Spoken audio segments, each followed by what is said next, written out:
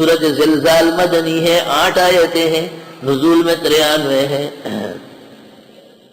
اور ترتیب میں 99 ہے۔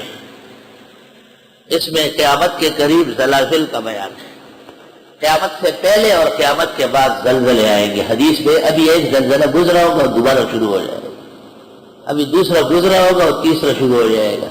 جن علاقوں میں زلازل آئے ہیں آج بھی اخبار میں آئے ہیں کہ اب بھی وہاں زلزلے ہیں، اور بیچ بیچ میں پشاور میں بھی ایک کڑچا دے دیتے، کراچی کا لیفٹنٹ ڈیفینس والوں کو بھی ایک دھکا دے دیتے کہ سیدھے ہوتے ہو یا نہیں۔ اذا کثر المعاصی کثر الزلازل، گناہ بڑھ جاتے ہیں زلزلے پیدا ہوتے ہیں۔ اذا کثر الزنا کثر الزلازل، زنا اور بدفعلی کے نتیجے میں زلزلے آتے ہیں۔ بسم اللہ الرحمن الرحیم۔ اذا زلزلت الارض زلزالها، جس وقت ہلا دی جائے گی زمین زلزلے کے ساتھ، واخرجت الارض اثقالها، اور نکالے گی زمین اپنے معدنیات کو، اثقال ثقل بھاری پن بوجھ جو زمین میں لدے ہوئے سب باہر آ جائیں گے، لیکن لوگ ہی نہیں ہوں گے۔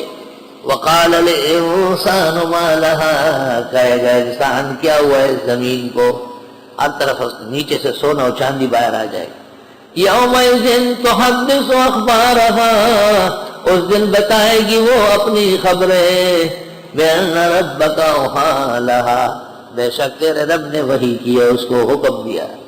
یومئذ یصدر الناس اشتاتا، اس دن روانہ ہو جائیں گے لوگ گروہ کے گروہ، اس دن چل پڑیں گے لوگ گروہ در گروہ، اس دن واپس ہوں گے لوگ مختلف جماعتیں، لیروا اعمالهم، تاکہ دکھا دیے جائیں ان کو اعمال۔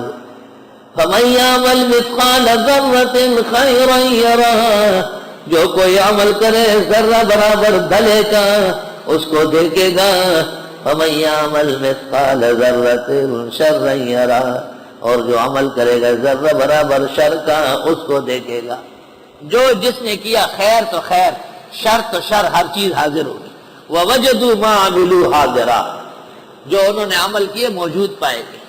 ما لهذا الكتاب لا يغادر صغيرة ولا كبيرة الا احصاها، اس نام عمل کو کیا ہوا ہر چیز اس نے لکھی ہے، چھوٹی ہو یا بڑی۔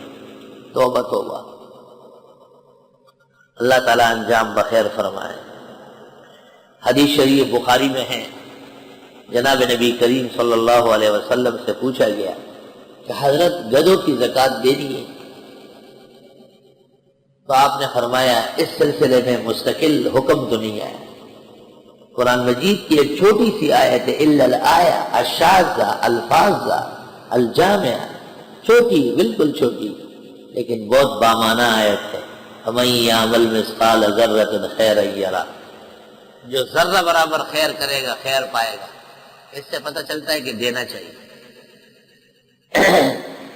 اس سے یہ پتہ بھی چلا کہ ضرورت کے وقت جناب نبی کریم صلی اللہ علیہ وسلم بھی قرآن کریم سے استدلال فرماتے، اور جب وحی نہ ہو تو پیغمبر بھی قیاس کر سکتے۔